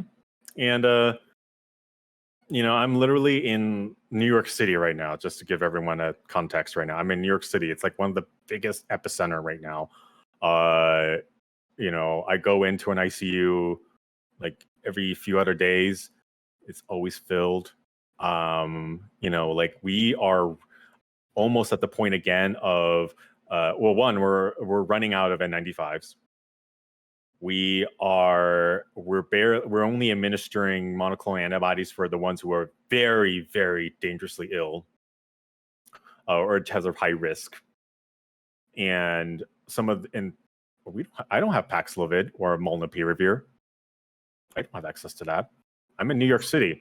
I don't even have access to those two pills. That's a problem for New York City. And I don't even want to imagine what a rural hospital or the states that are not outside these large coastal cities. So, and like that's like getting the therapeutic options. But then when you start getting into, like, as you mentioned, like, it's not the first time I heard someone tell me about Tylenol PM being missing. Like the CVS that's like right next to me, like I go down analgesic aisle and everything like that. It is empty.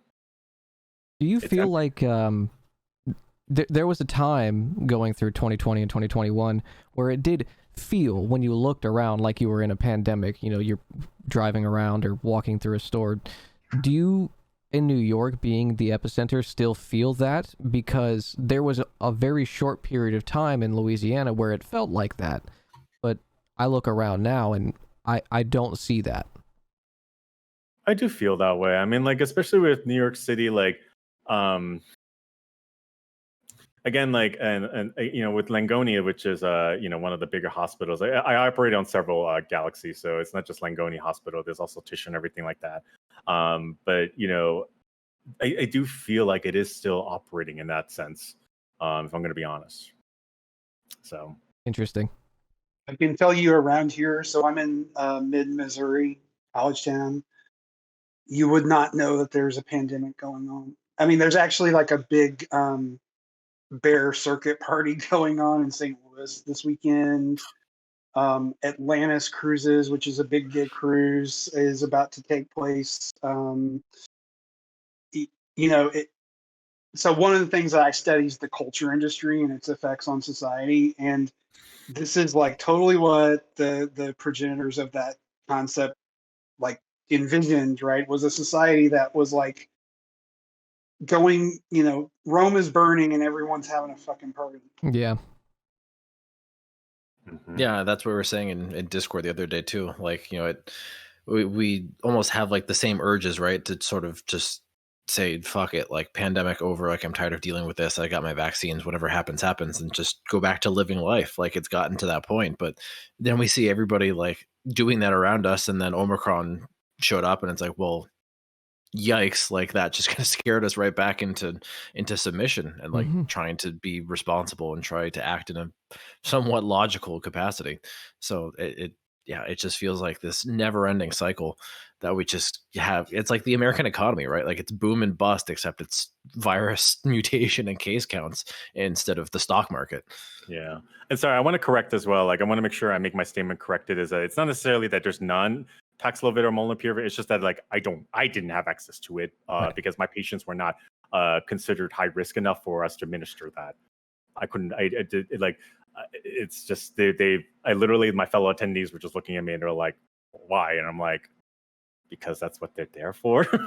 So we'll get into that whole discussion. But anyways, yeah. So what about, because I've been told to ask about this, and this has actually been another like really interesting political situation over time, but remdesivir, since that was sort of like the first thing that came about, like the first, quote unquote antiviral, I've seen this resurgence on Twitter that I think this is actually something from Ed Nirenberg. Like he was tweeting out a study about how remdesivir was actually like surprisingly effective from a PowerPoint slide that Fauci was presenting. Is there like, is it actually good? Like, I feel like people are just making shit up at this point. Like, it's repurposed for COVID. It went through two other whole viruses. Like, is it in use? Like, is it even a thing? Remdesivir is like that damn cat of yours that won't fucking decide whether it wants to stay inside or outside. Every time I feel like there's a new paper that's just like remdesivir is effective, and next week it's like not so effective, and I'm like, okay, please, people, we need to make up our mind. I don't minister that. If it is available, if it is the only thing that's available, I will. But the problem with remdesivir is that it also is predicated on the fact that it's a quickly identified patient of high risk early in its disease life cycle. In that, two, here's the problem again, is that it's IV infusion. You got to get the patient in there to get the IV infusion. That's and it's multiple days too. How many people do you know who's are willing to come into a hospital? No one wants to go into an ER. No, I don't even want to go to an ER. But you're going to tell them to go in there, and you're telling them, okay, so we have this treatment for 5 days. It's for mild to mildly severe COVID. I can guarantee you, most of them are just like, nah, fam, I don't know, I'm good. I'll just wait it out. Like it's just. I just don't think it's like from a logistic standpoint a useful therapeutic. It's why I loved Paxlovid when I was looking at it, because it's like it's prescribable, like literally just take a few pills in a few days and you're good to go.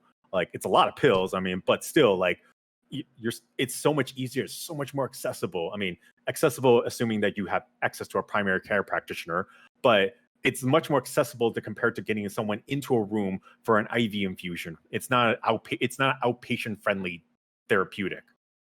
And so that's the core issue of remdesivir that I don't care how many studies come out that says it is the most effective drug in the world. I'm like, it is not an equitable solution in the grand scheme of things. And I'd much rather we focus as much resources on Paxlovid, because remdesivir, if it's there and we have a patient that was willing to do it and can undergo 5 days of infusion, great. But, we have something that's shown, like a lot more data, and hopefully more data in the coming months as well, in terms of its efficacy. And I would love to see that much more, so is because it's much more grounded and like easier. It's why, like, again, like something like Johnson & Johnson, when they came out with their 1-dose vaccine, I was excited, because I was just like, can you imagine the amount of people we can just be like, one jab and you're done, versus like one jab, but 28 days later, can you please come in again? Like, Marcus, have you informed him? I haven't. I am the only American who got a double J&J. Okay. What? Yeah. Okay. Okay. All right. Yeah, I mean, no, I'm not going to shit on it. I mean, like, the only, and again, like, if it was available one, I would say go for it. Like, Yeah. again, like, it's not saying that you're like completely out of no, there's a zero risk option. I mean, like, even with like 2 mRNAs or in a third mRNA, like, there's still some risk involved with Yeah. it too. It was So a I'm not. mistake on the part of the pharmacy, but Yeah. I can't tell you how many patients I get who are like, so I fucked up and I got 2 J&J. Can you just sneak me Oh, in? really? Okay, never mind then. Okay. I thought I was alone in the forest with this one. All right. No, you're not the only one. Trust me. And it's just, there are some benefits behind an adenovirus vector vaccine. And a homozygote, you could probably speak on that too, in terms of like some of the more intrinsic, like long-term cellular immunity. But in terms of like, again, like, I guess it depends on who you speak to as well. Like, but I don't shit on J&J. I think J&J is a fantastic vaccine.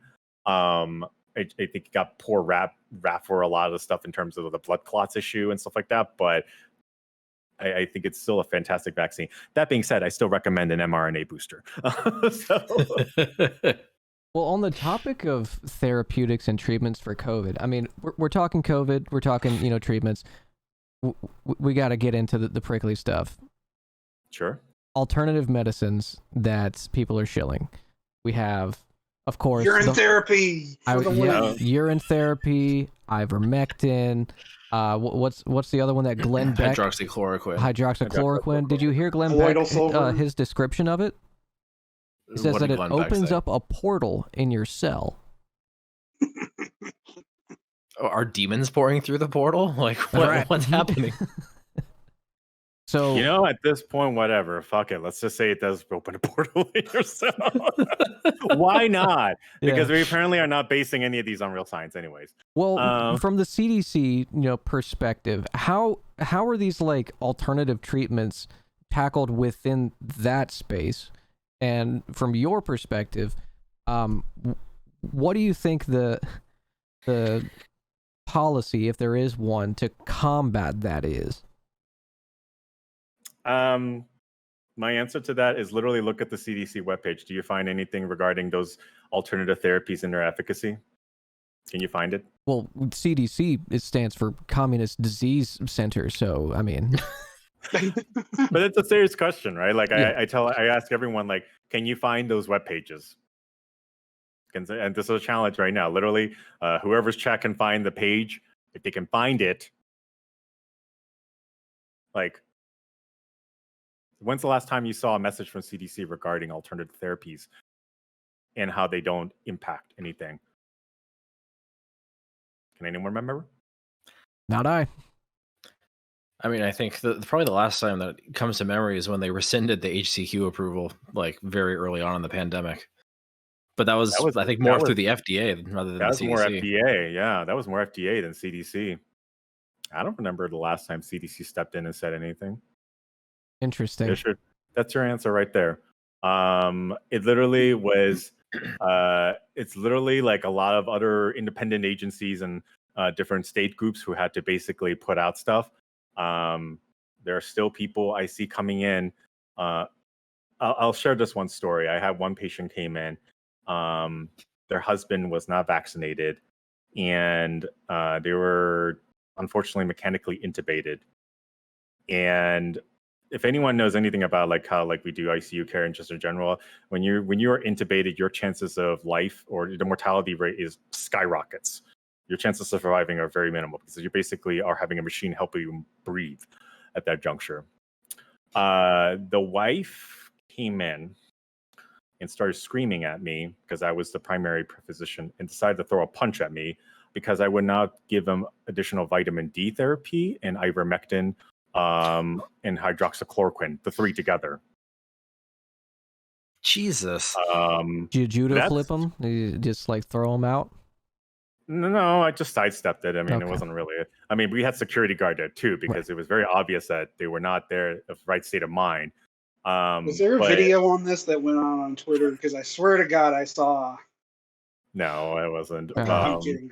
But that's like that's the type of like fervent loyalty some of these people have to some of these alternative treatments that I don't know. Like, I wish we'd be much more firmer in our stance on CDC about how they don't work. But, here we are. We have our director going on late night shows telling people to get boosters. So, I mean, is that because like the approval of drugs kind of falls within the purview of the FDA, so the CDC leadership doesn't really see a need to make a statement on it? Like, what is that? That's even regardless, in terms of like FDA and CDC, how they operate, like CDC ultimately in the end is the final interface between the public and the regulatory aspects, right? So, that's why I always have to say, like, the VRBPAC and the FDA, then the ACIP, then CDC, it's like there is a process behind it and how we communicate it.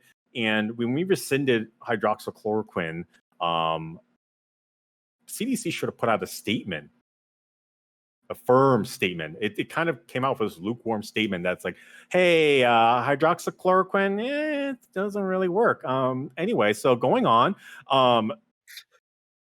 But the thing is that like that further cemented that kind of like weak statement and uncertainty really kind of cemented a lot of like folks who truly believed in that therapy. And if anyone knows or has experience of folks who believe in alternative therapies, it is almost scarily unshakable, Mm-hmm. and like they could be in the deathbed and they will, and like I've had this happen once actually, where I was just like, look, I can give you immunomodulatory therapy, I can give you supplemental oxygen, all sort of stuff, and the guy refused the treatment because they said, no, give me ivermectin, I don't want anything else. I'm working on a paper on this with one of our grad students up here who's doing a PhD in Soc and an MD. And this is a real fucking problem. I mean, but it's been going, it's not like it happened overnight. This has been going on for decades. Absolutely. One of the things another very big prominent person on Twitter, Dr. Gorski. I don't know if you know who he is. Yes. Mm-hmm. So he and I, he's a feisty one.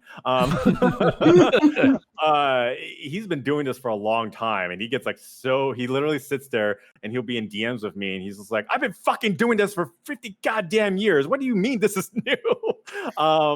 And it's a problem that's persisted for a very long time. And I would love to see something come out for that, but it's been a while. But I think someone in chat mentioned as well, like, well, couldn't we give them as a placebo? One of the problems too with a lot of these drugs, ivermectin doesn't really have much of an interesting toxicity profile, but hydroxychloroquine does. Colchicine, which is another one that people were very big on, was big. And I remember like all the toxicology folks were freaking out about it because it was just like, no, it causes QT prolongation. It causes all these heart issues down the line. And people were like, yeah, Eric Topol, yeah, we should totally look at this drug. Why are we not getting this out to everyone? And everyone was just like, Eric, stop. Did you not look at the dosage? And I'll tell you right now, one of the funny things about Omicron is that there was a resurgence in some of the academic groups about bringing back hydroxychloroquine. I saw that. What the fuck? But it's actually, and the reason why was because there was a certain mechanism based on how Omicron infects the cells. And I'm not going to get into too much detail beyond it, but it's just like the idea is that they said that, well, couldn't we utilize hydroxychloroquine because it interferes with that mechanism? And literally we had someone walk in and they were just like, no. And they drew this like long formula, and they were like, you would have to administer triple the amount of dose of hydroxychloroquine to get an effective dosage. I was like, and they said that you'd be lucky that patient would be alive by the end of it. And that ended that discussion. So that, but again, like, that's just the type of like folks who we work with, it's like, I would love nothing more than a simple solution. There was that whole like fucking cannabis and COVID-19 paper that came out. I got to hear Homozygoat just. I'm not even going to look at the data. I'm just going to believe it. But I had to explain to people, I was like, no, we're talking about the acids within the actual raw plant, not the thing that you smoke. And people, of course, in my response, even despite prefacing that, people were like, yo, I'm going to toke up and, fuck COVID. I'm like, that's not how this works. But the problem is that people read it and they were just like, oh yeah, cannabis. I'm gonna smoke this shit up. We're gonna go. Let's go, COVID. And I'm like, no, that's not how this works. But we desire like simple solution, that anything that comes up that even says like interferes with Omicron, like people will latch onto. And I'm sure like everyone in this chat at least would be like, hold up. So yeah, it always reminds me of that old XKCD comic with the little dude shooting a petri dish full of cells, and basically saying like, be careful when you read media headlines, because when you say something, X thing like weed, weed cures cancer. Well, so does a handgun, and that's only for petri dish cancer sufferers.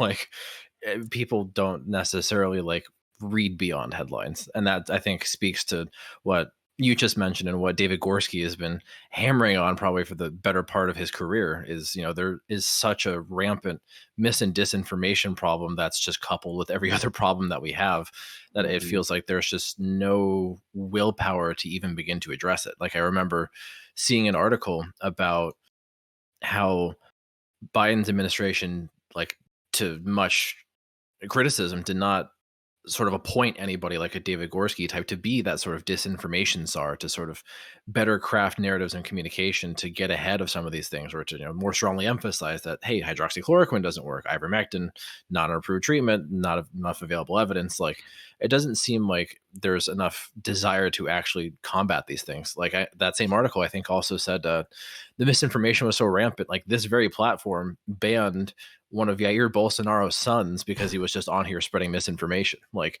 it's so out of control to that extent, where the sons of actual political leaders are like on Twitch and Twitter and Facebook just wilding out. We need to study Jair Bolsonaro's body when COVID finally takes him. Well, how many times? 3 now? 7. And he gets like GI obstructions like in between every infection. Like 7 what's going times he's on? had COVID. The number goes up every time you bring it up too. At this point, it's not his all small intestinal tract is just like one long. It's just one duodenum. There's no genitalia. It's just one long duodenum at this point. Yeah, I don't know. Like I teamed up with a couple of people, and I'm sure you probably know this group. No License for Disinformation. It's a team of doctors who are literally focused on like suspending licenses of doctors who are spreading misinformation. Yes. Hell yeah. But here's the problem. Of course. Oh. Here's the problem. I know, like everyone sit down. Is that it's a grassroots movement that requires the full. And the thing is that like the American Federation of like Medical like Association or whatever the hell it's called. I really don't care. They came out with a statement saying that we take a firm stance about misinformation, and if there are doctors who are doing that, we will suspend their license. And we're like, bitch, where? Where? Malone's still talking. Where? And there's like one lady who's also on there who's like very, and I was just quote tweeting her the other day. It's like an internist down in Texas, and she's back on Twitter. She got suspended and somehow got back on Twitter, and she still is a practicing doctor. And but the thing is that like for us, it's like we're trying to find a way is like a system that like makes it easier for people to report physicians and for misinformation. So if you folks are interested, I'm happy to share the link. But it is like it's like a very easy to go to website that is literally lays out all the framework of like, if you want to report a doctor who's spreading misinformation, here are the links. Here's the exact page you can fill out the form. And it's supposed to empower the public as well, not just other doctors. So we are in the process of doing that. And what is the criteria? It's literally if you do see that like some doctor is telling you don't get the vaccine because of this, or if you've done your research and you talk to people and you've validated it and you're like, hey, something's wrong, you can still report it, because it all goes through a adjudication process and everything. They review it, right? And it puts pressure on the state medical boards to bolster their staff to get these things done. Because as an example, we reported this one physician in California. It took 6 months for them to be disbarred because there was just not enough staff to do it. So what we're trying to do, and what I'm trying to do from a higher up policy position, is to bring down the inspector general on this group to be like, hey, there's a deficiency located here. We need to make sure that we staff them up better. And also for us to put pressure from the bottom up to make sure that people are reporting and getting these people like their names onto a board so that there is an investigation that does happen. So I think removing their license is a good move, but I mean, with the way we've seen misinformation kind of spread for doctors who have been discredited within, media or, articles, I don't even think that's enough. I think we need to Andrew Wakefield them and just jail. I mean, if we're going to tackle the whole infodemic thing, this requires not even just like getting the doctors, but we need to get the tech giants behind it, right? Like podcasters. Yeah, like if you actually go for Center for Countering Digital Hate, so the gentleman who runs that, we talk on a daily on like off and on for like several weeks. They're very big on pushing visibility of like the big misinformation spread, like Robert F. Kennedy, or our favorite nurse Tenpenny with the fucking magnets and everything like that. But it's forcing like accountability to target their platforms instead of them, because when you cut off the platforms, you cut off their information route, right? But it's a lot more complicated than just cutting the information route. It's also like, do we ensure that how do we address the already spread misinformation? How do we address like some of the bigger issue? Like infodemia is like this big thing right now within like the public health world, and we're just starting to discuss it. And I love that term, by the way. Yeah. It's an infodemic, and like I'm very much involved in a lot of these stuff, and it's one of the many reasons why like self-promotion. No, go for it. Like I started doing like a Twitter space recently with Edward Nierenberg and Fatima Tonkofkin. We talk about science communication in general, but not necessarily to teach people how to be better science communicators, but also teaching people how to spot a good science communicator from the bullshit artist, from the con artist. And like it's an art, like to get to that point, and it's hard because even like some of us have been duped once or twice, and I could say with confidence that some people, biggest one I will say, Eric Fielding. God bless our EFD. We've all been fooled once. We thought, hey, this guy's, we're like, hey, he's a cool guy and everything, and then he just kept going with those emojis, and he just kept going and going. And at some point, I was just like, why am I following this idiot? And then I got into an argument with him, and we blocked each other. So, end of story. At least the feeling was mutual, right? Yeah. I mean, like, also, like, yeah, I mean, we went to the same school too, so we're like, it's even like more awkward, because it's like, but the thing is that like the idea is that like the infodemic is like such a severe issue right now that like there's like different groups that are working on it, but there's no cohesive like entity that's working on it right now. It's a big problem right there, don't you think? Yeah. And CDC is not tackling it. CDC is literally just like, our way of combating misinformation is go to this webpage and this FAQ. Okay? This FAQ is going to solve everything. Or Google for how to get a test near you. Yeah. Just find out where they are, forehead. I can tell you right now, the amount of times people will just come to me and they're like, I don't want to navigate CDC's website. Can you just tell me what this is? It's and I'm confusing as hell. It is. It is. And I have a fucking PhD, and if it's confusing for me, it's going to be confusing for... Anyway, I'm sorry. No, I agree. No, you're right. You're speaking truth, man. I mean, one of the things we do on my broadcast is trying to educate people on like how to spot like political dog whistles, and trying to like explain that is so difficult for people who have never like engaged with that kind of material. Yeah, absolutely. And you ask everyone like, again, like, even the stat I always love dropping on people, and there's always like a shocked Pikachu face, is the amount of flu vaccine uptake. I tell Really? people on average, young people typically do not have a high uptake. You'd be lucky to get even 40% uptake of flu vaccine. And people are like, what? How is that possible? And I was like, when you were in college, did you think that you needed to get the flu vaccine? Was that I like mean, one of your biggest priorities?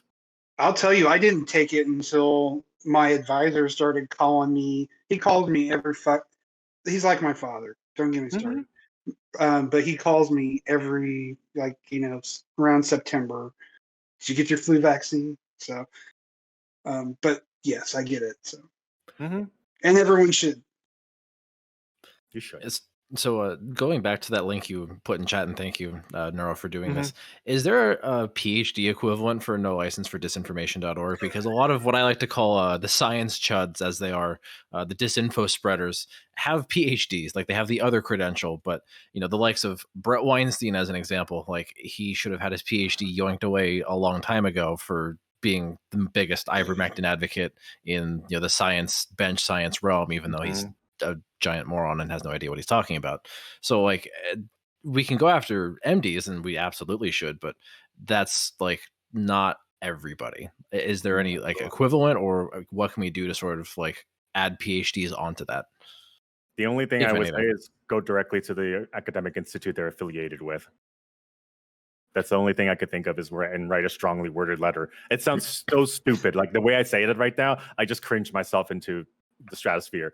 But it's the only thing that really, like, you can really do, unfortunately, with PhDs, is that, like, you write to the academic institute and say, hey, this person is representing you.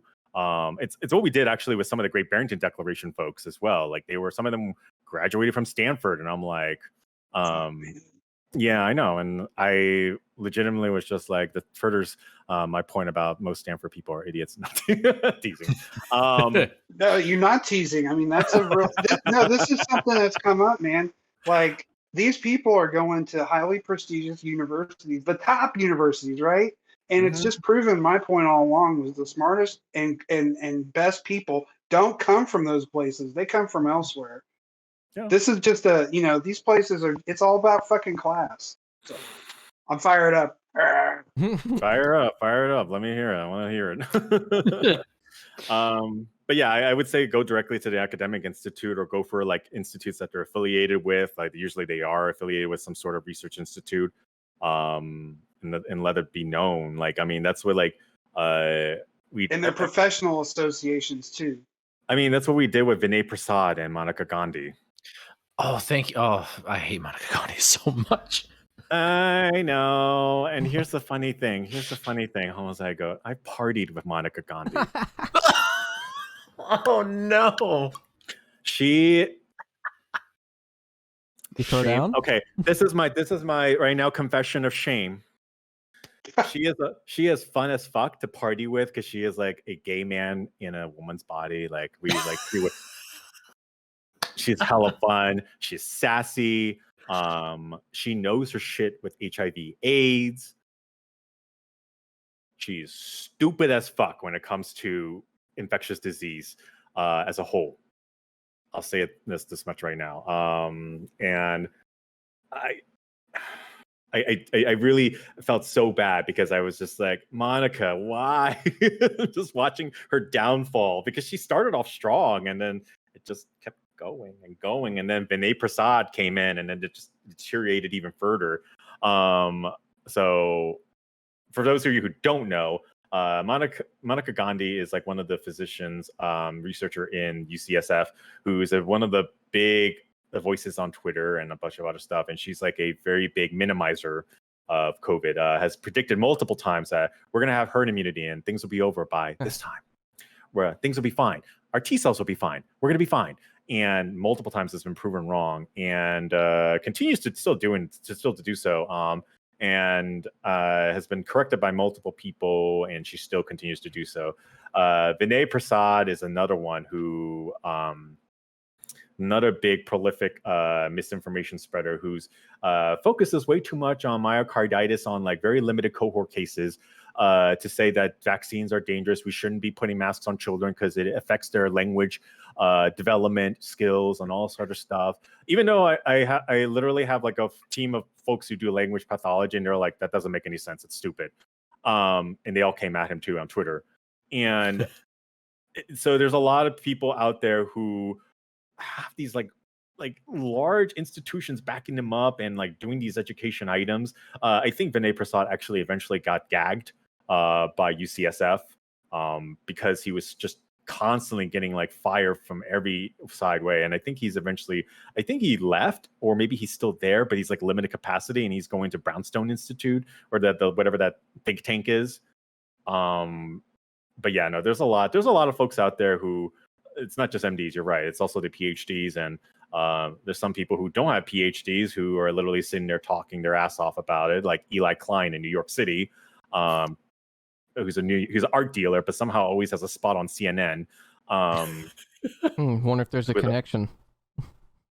But yeah, I mean, there's a lot of like misinformation folks out there, and I can tell you right now, like tracing them back as to like where the hell did they come from? Like no one knows. It just popped out of the woodworks and it was just like all against vaccines, and he gained this following, and like he literally was a nobody. Like his art gallery is shit. I've walked past it several times, and I don't know why people take him seriously as an artist or as that, but like it's literally he has like this huge cult following, and trying to understand like how he raised, like how he became this famous is a whole thesis on it of itself. Thesis ideas for people in audience, by the way, I can be your PI for that. So, but it's really interesting to see like how disinformation grows and how it spreads. So as one final like wrapping up that conversation thing, I have to ask, do you know if Monica Gandhi has kids? I don't think so. Interesting. Because I thought like she was such an advocate for like school reopening, because she was like, if she had kids, I thought she was just sick of taking care of them and wanted all schools to be reopened so they could go back to school. I don't know, actually. I'll be honest, like after the heydays of partying, like I haven't really talked to them since then.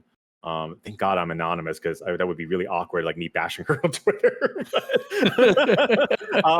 But yeah, no, like I don't know too much about her personal life as of late. So yeah, so that's just a crackpot theory of mine. I'm like, why is she so vocal about this particular issue? It might just be general ignorance around a lot of other infectious disease dynamics specific to COVID, but that was always very odd to me. Well, Tracy Beth Hogue was one of my favorite epidemiologists. She has kids, and like a lot of people make fun of her bad estimations because they're like, oh, she just wants to throw her kids back at school. I don't know. It's I have no idea. I can't say for sure. Yeah, fair enough. I just thought I'd ask. All right, I have one question. I think we could maybe like bring this one in, and then we can maybe wrap up, because I think you said you had about 2 hours to spare, and we're a teeny bit over that, so we're like just at time. But I think kind of in a future direction, a chatter asked about a lot of the walkouts that are happening, especially in school children, with respect to Omicron and the conditions of being in school right now. Are these the kinds of things that like we need to see more of? Just sort of people taking charge and taking action into their own hands. Like, are these kinds of things effective when we have a CDC that in some capacity is either kneecapped or just unwilling to actually take the proper steps? Like, is this now on us to fix this shit? Yes and no. Yes, in a sense that we can do it, but it has to be in a constructive way that will ensure that we get the message across without we're disrupting enough to the point where it'll make an impact, but it doesn't disrupt to the point where it will break the message or the system, if that makes sense. Because I think a lot of times people will abuse that. And this is, I'm speaking completely candid and not without any science or thought process, just me thinking as a private citizen. Mm-hmm. But I think that a lot of times when we look at a lot of these movements and everything like that, we just have to be careful. Like the student thing, I definitely approve of. I approve of them walking out, because it's not even just Omicron was like the biggest issue with the schools. Like a lot of schools in the system, even New York City, for example, New York as in general, like a lot of these schools I visited, they don't even have heating in some of these rooms. Like this was before even the pandemic hit, and these kids were like, oh yeah, we never had heating. Food like was like crap, and like accessibility options were terrible, and like our education system was already pretty fucking abysmal in many parts of the country. And so I'm glad that they're doing this, because it also illustrates a lot of the core issues. Now, in general, for like other stuff is what you're asking. Like, yeah, I think we do. Like, I think like, folks do need to like take up, not arms. I don't want to say that. That's a terrible way to say it, but they do need to take up a mantle of like showing the fact that it's the measures are not enough, and that there needs to be stronger in like, language, and stronger, not even language, sorry, that's terrible, but like stronger policy and stronger like enforcement of those policies. We just constantly see a lot of people who are saying like, I'm going to develop this policy and pass it, but there's no enforcement. And I think that we need folks to show that accountability aspect. Otherwise, if we're not having folks engaged from the ground level, there's no visibility to those inequities or issues to begin with. So again, focusing much more on the message and making sure that it's constructive is what I would like for us to see as a grassroots movement. In Marxist terms, we call that praxis, right? Looking for the cracks in the sidewalk where you can initiate social change. Yeah. I was going to add on to that. There is definitely a need for more direct action, but it does need to be targeted. It does need to be precise. There's no like, perfect way of doing direct action. It always like, there are things that slip through and whatnot, and bad actors, but anytime there is direct action that's mobilized through labor or through any kind of like social activism, there is inevitably a reaction to it, a reactionary response. And we saw that with Black Lives Matter in 2020. How often do you see right-wingers, picketing and, like going out marching in the streets until they had something to react to? So if there is a mobilization of direct action, whether it's teachers, unions, nurses, doctors, educators, whatever it is, there is going to be a reactionary response to that, and saying, oh, well, you don't want to go to school, you don't want to, die of COVID because you're working, 18-hour days in a hospital and you're a nurse, and this is the 40th person you've seen die this week. Oh, well, we're gonna, burn down a church, that kind of shit. Mm-hmm. Yeah. We don't get many nurses and doctors protesting on the horrible conditions. We just get them protesting on vaccine mandates. Yeah. That's fucked up. Yeah. Oh, don't get me started. No, I have some people in my family who are nurses, and it's like what anyway, don't get me started. That's a whole other. Can we get some hopium? Go ahead. I'm sorry, Professor, go ahead. No, if people are looking for something to read about, like contextualizing this time, I'm a huge fan of the Frankfurt School, and I'll drop a link in chat for something if you want to put it on your reading list. But it's a group of scholars and intellectuals that predicted all this, in the early 40s and 50s and 60s. Trying to understand this direction we're headed in towards authoritarianism in the negative sense, right? Not necessarily in the like, hey, let's force you to get, save yourself. Mm-hmm. Anyway,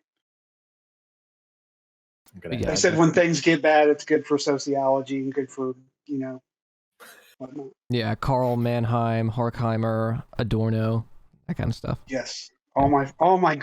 Yeah. I stole that from Chad. I'm sorry. I can't pretend I'm that smart. But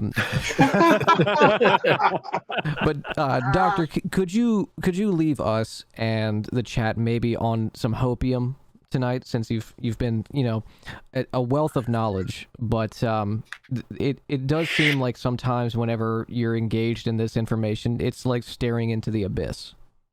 Yeah, no, I'll say I'll leave my one little hopium because I do have slivers of it. Don't worry.